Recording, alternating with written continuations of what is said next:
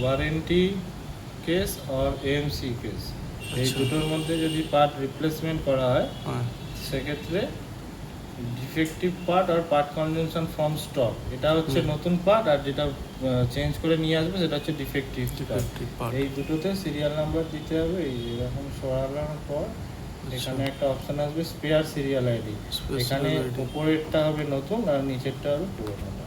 ঠিক আছে, মানে এইখানে কোথায় লিখবো? এই স্পেয়ার সিরিয়াল আইডি, এখানে এডিটের অপশন আছে, এখানে এডিট করে স্পেয়ার সিরিয়াল আইডি।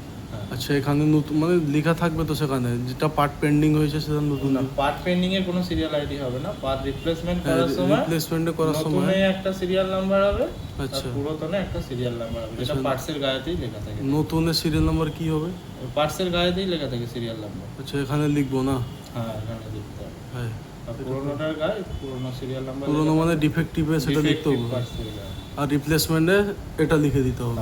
এটা কখন লিখতে হবে? ওয়ারেন্টির মধ্যে কোনো পার্ট চেঞ্জ হলে আর এএমসির মধ্যে কোনো পার্ট চেঞ্জ। মানে লিখতে হবে কখন? মানে যখন ফিল আপ করবো? হ্যাঁ, যখন আইটেমে ঢুকে পার্ট কনজাম করবে, ডিফেক্টিভ পার্ট নেবে, তারপর এটা গিয়ে করে দিতে হবে। এটা তো তাহলে নিজে আসবে মনে হয়। না, এটা আমি লিখেছি। কি, কোথা থেকে লিখেছেন? পিসিবি তো আসেনি। কম্প্রেসার আছে, এই যে পার্ট নিচে কম্প্রেসারে প্রথমে মাল থাকলে দেখে লিখতে হবে এখানে।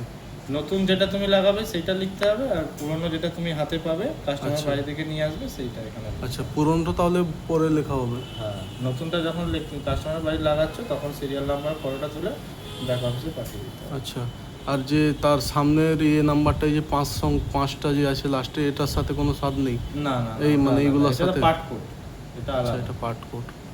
ঠিক আছে, এটা পার্ট কোড আর এটা হচ্ছে সিরিয়াল নাম্বার। আচ্ছা, পিসিবি হলে PCB serial number, fan motor হলে ফ্যান মোটরের সিরিয়াল নাম্বার, যেটাই হলো সেটাই লিখতে হবে। ঠিক আছে, আর কিছুই নেই। আচ্ছা।